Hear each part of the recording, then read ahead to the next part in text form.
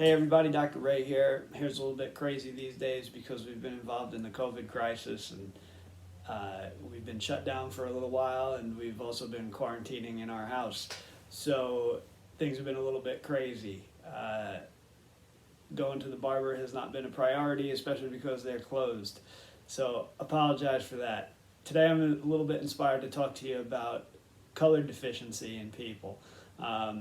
Talk a little bit about color deficiency. The prevalence of color deficiency is anywhere between 5 and 8% in the male population, and anywhere between 0.5 and 1% in the female population.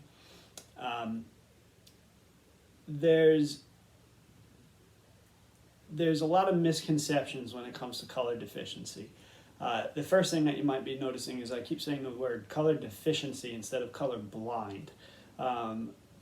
In the past decade or so, they've been trying to move away from the words color blind. There's a few reasons. A lot of times people hear the word color blind and they think that people see in black and white. That's very unlikely that a person would see in black and white. The other reason is when we hear the word blind, that's a very scary word to hear, no matter what's in front of it or what is behind it. So let me try to explain a little bit about color deficiency. And as a person who sees color the way that they're supposed to, it can be a little bit difficult to explain, but I'm going to give it a shot anyway. When I was in school, I had a professor who was color deficient, and the best way that I interpreted what he was talking about was he showed us this picture of a bunch of apples up on the lecture screen. And some of the apples were green, some of them were red, some of them were red with a little bit of green on them, some of them were green with a little bit of red on them. You get it. It was a broad spectrum of apples, I guess is a good way to put it. So whenever I try to explain color deficiency to, usually it's a parent that you're describing color deficiency to, I try to explain to them that if you give their child, typically a male, their son, a red apple, they'll look at it and they'll be able to tell you that it's red. If you give them a green apple, you typically give them the green apple and they'll say, that one's green. But if you took a whole bunch of apples, like I had just explained that my professor did, the reds, the greens, the ones that are red and green, and you throw all of them into a bushel, and then you ask them to try to separate out those apples into red apples and green apples, they'll probably be able to pick out a few. You know, these are definitely red, these are definitely green, but the rest of them all look the same. One of the many things that people ask when they find out about their relative who may have color deficiency is, well, how is that going to hamper them in their life?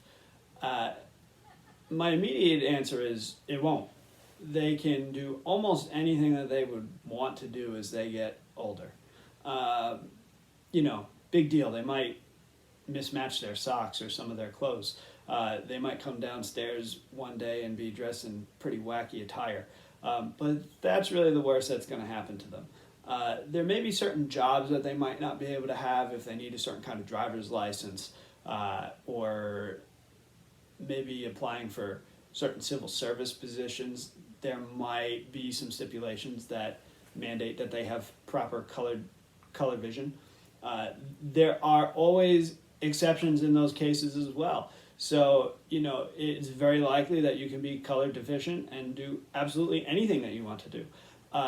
Things that I would tell you are absolute no-nos would be if you wanted to be an airplane pilot or an astronaut would probably need to have perfect color vision. A lot of times I have patients that come into my office who have, they're adults and they're color deficient, and they had no idea they were color deficient at any time in their life because it did not affect them in any which way. I think I'd say the oldest person that I've ever seen that came in that had no idea was over the age of 65. There's a lot of information out there on color deficiency, a lot of interesting videos that you can look up on the internet that really go into detail on what it looks like to be color deficient.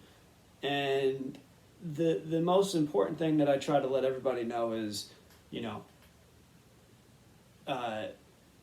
live a normal life. Fixing color deficiency is not the most important thing in the world, because again, you could live a very normal life. A lot of times people say to me, well, how will they be able to drive if they can't tell the difference between the red light and the green light? Say, well, you know, the red light's on the top, the green light's on the bottom. They'll be able to do it. I don't like to make it this big deal, because I think there's a lot of misconception behind it, and a lot of our patients and the parents of patients are just a little bit scared when they hear that something like that is going on. As I've said before, it's highly unusual in women, and that's because with women, they would need to have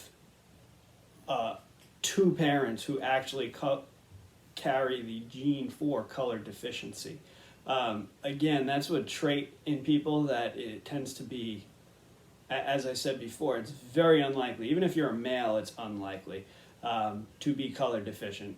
At max, it's only 10% of males are color deficient. So you would need to have a father who is color deficient and a mother who also carries the gene for it. So that's why you don't really see females who have it.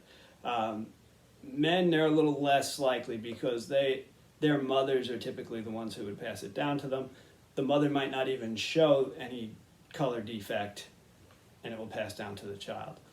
All in all, color deficiency is a relatively harmless eye issue.